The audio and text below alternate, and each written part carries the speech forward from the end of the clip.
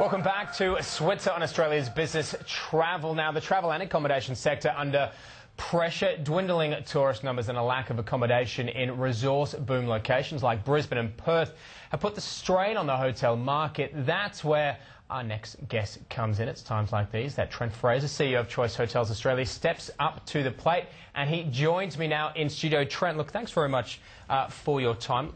Let's start with the company. You're just telling me you've been with them about 10 years, 4 months or so in the top job here within Australasia. Give us a bit of background. Tell us about the business.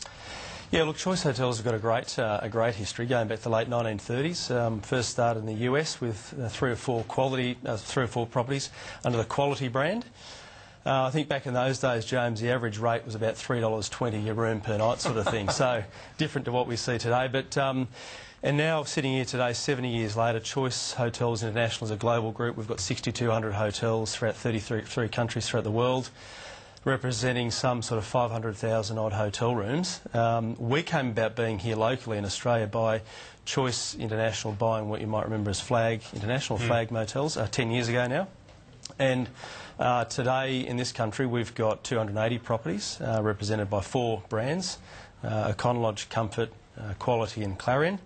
So 280 hotels throughout Australia and New Zealand, and we're probably the only really truly purely franchised hotel group in the market. I guess essentially that's our point of difference. So we're a 100% owned subsidiary of Choice Hotels International, which is a publicly listed company in the US on the New York Stock Exchange. So. And does the Australian markets have its own unique sort of qualities? I mean, as you mentioned, operating in a lot of different sort of countries. Are there any particular attributes that sort of single out the Australian market that you found?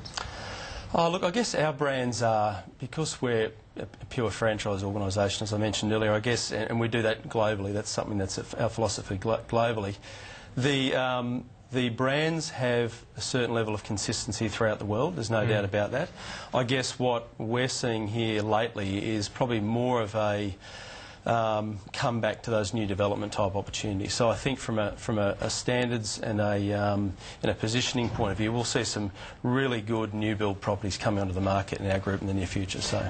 Is that one of the, I suppose, interesting aspects of the company as well, the fact that, you know, you go across markets, that you're not a particular high-end or low-end, and also regional as well as, you know... Yeah, that's a really good point. I think it's relevant, certainly in the times we've all experienced over the last few years, where we've seen a lot of customers value seeking. So looking, I mean, understand they need to still do the travel, but really looking for better value for their dollar. So we're positioned firmly in that mid-market. You know, we're certainly clear about the pond that we swim in, and we have been, I think, really well positioned the last few years to take advantage of that.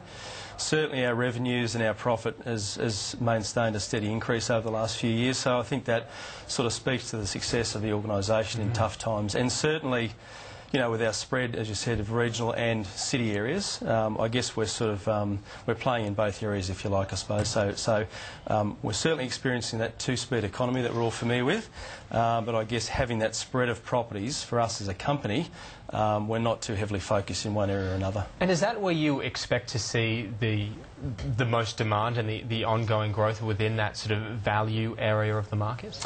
Yeah, I think so. Look, I think that you know, we are, as consumers, you know, certainly, you know, moving towards brands. I mean, everything we eat for breakfast, we wear, the cars we drive, we're very, you know, getting familiar with brands very much so. And I think that it's no different to accommodation. I think people are looking for brands.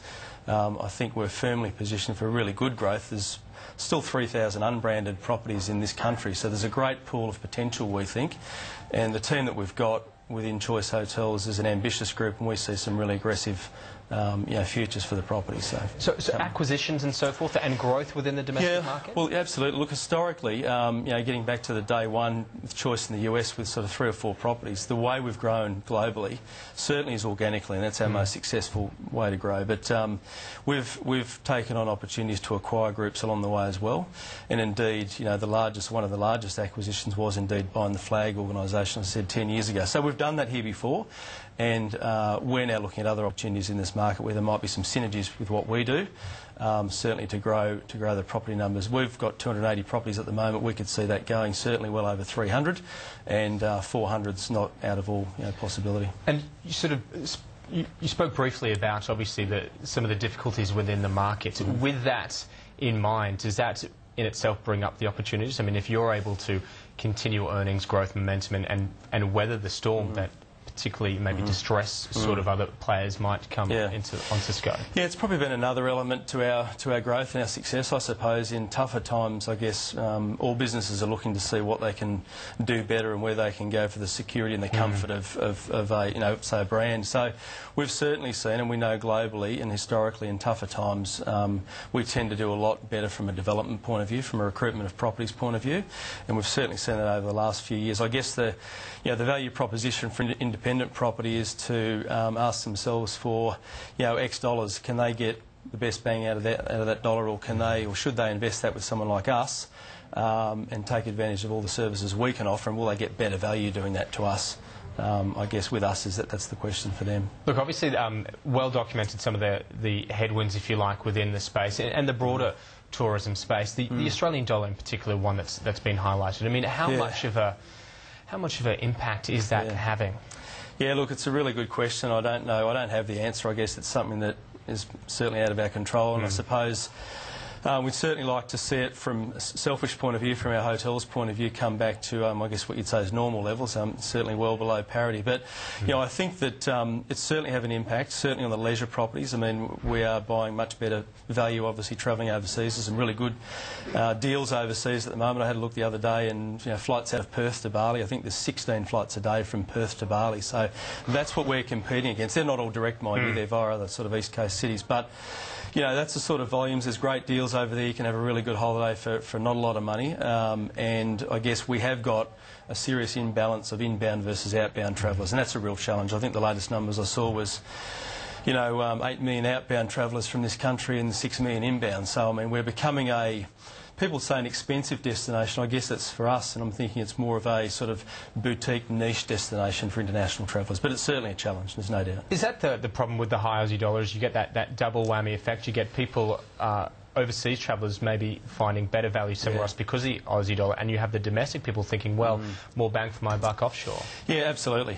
There's no doubt. There is no doubt with that. I guess the other thing I would just comment on is that, and we're encouraging our properties to remember, is that, and we've all heard about, Chinese influx of tourists, and that's going to be a really important element for capital city CBD properties, primarily going forward. We know the Chinese tend to like to stay in capital city markets, travel for the day, come back with a shopping in the restaurants are. So, if there's 600,000 Chinese visitors expected in the next 12 months, that's exciting and that's terrific for all of us. But, there's 73 million visitor nights in Australia by Australians every year, and I think that's where the opportunity is, certainly for our properties, is to challenge ourselves as to how we get more of those visitors into our hotels. That's a really big number, and that's our bread and butter. That's the domestic visitors staying in domestic properties, obviously. So. And how do you do it? I mean, does a lot have to come down to, I mean, you see a lot of the different state governments with their own tourist sort of boards and promotions and so forth. I mean, do you see that having an impact? I mean, does more of a responsibility and leading role need to be taken by government? Yeah, look, I guess, we could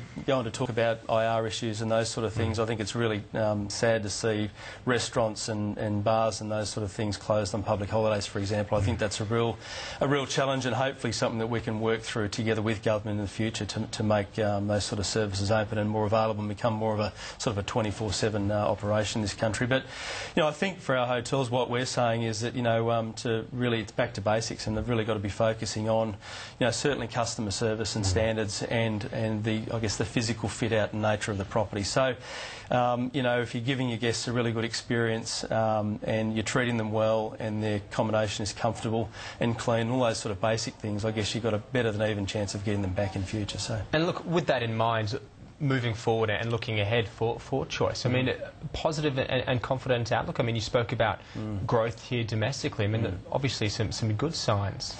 Yeah, look, absolutely. I think, we've got really good backing by our parent company in the US. As I mentioned, we're a public company. Market cap's about $2.5–3 billion. So we know we've got that corporate strength behind us, and we are certainly looking for opportunities to grow aggressively in the future. Certainly organic is the primary focus, but we're right at the moment mapping out plans for the next 5 to 10 years. So I think the future is really exciting. I think our method of business is very owner friendly, where you can leverage off all the services we provide, from a sales and marketing, distribution, training. We've got a locally based call centre, for example. So take advantage of all of those services, but at the same time be able to run your hotel on a day-to-day basis as you see fit. So not having to give that away to an outside management company necessarily. All right, Trent Fraser, look, been fantastic to talk to you. Thanks very much for coming in this evening. Thanks, James. Terrific. Trent Fraser there from Choice Hotels. We're going to go back for a bit of a recap in terms of today's top stories. Liz Tilley in the newsroom. Thanks, James.